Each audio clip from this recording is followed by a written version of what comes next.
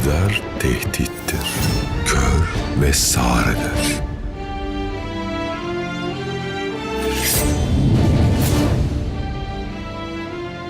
Şimdiye kadar kimseden korkmadım, korkmam. Ben bir gece değil, 1001 gece onun kadını olacağım. Süleyman'ı kendime köle yapacağım. Hürrem'i de, İbrahim'i de yaratan sensin.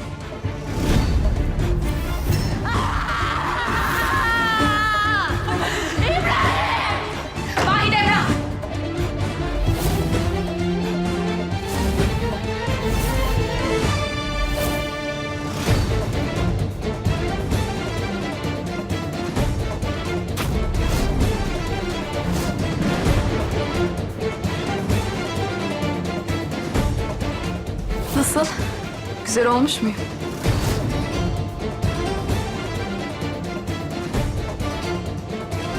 Yemin ederim kanın yerde kalmayacak.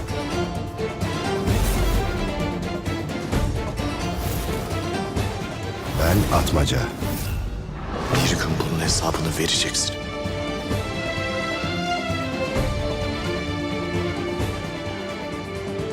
Verin ateş. Yakın yıkın.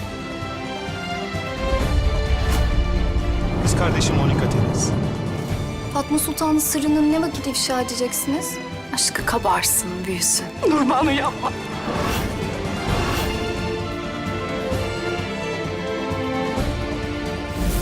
Ölüm var burada. En mühimi Bayezid.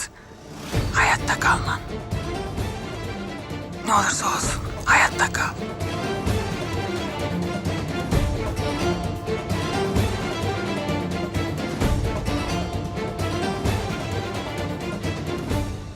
Ben Ahmet. Hanlar Hanı Sultan Süleyman'ın vefatından tam 24 sene sonra dünyaya gelen Ahmet. Benim adım Kösem. Benim bütün kuvvetim hünkârımıza duyduğum aşktan ibarettir. Yarın ateş çemberinden geçeceğiz. Kimin yanıp kimin yanmayacağına biz karar vereceğiz.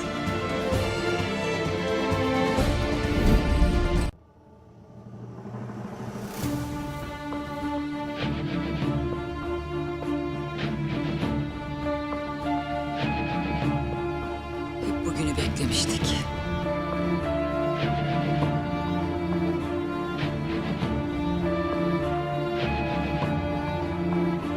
Hünkârımız yanıma geldiler. Şehzademiz Mehmet'in katli için benden fetva istediler.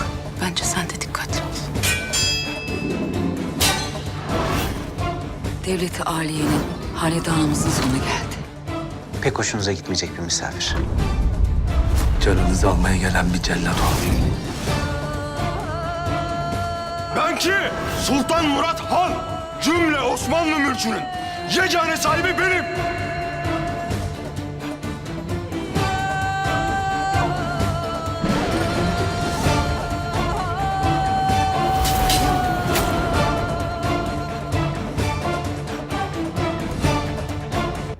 Mevzu bahis devletin istikbali.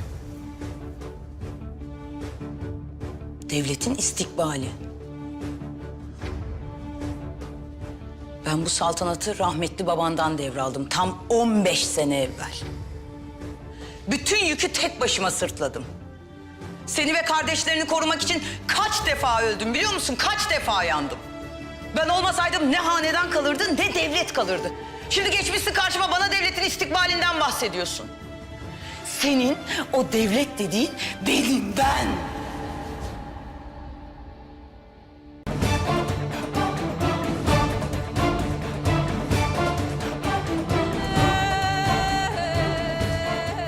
Kime karşı savaşıyoruz? Hünkâr abime mi? Hem ona hem de Kösem Sultan'a karşı.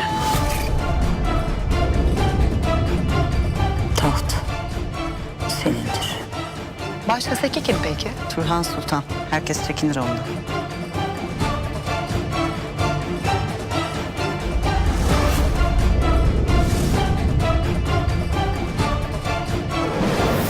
Ben Valide-i Muazzama Kösem Sultanım.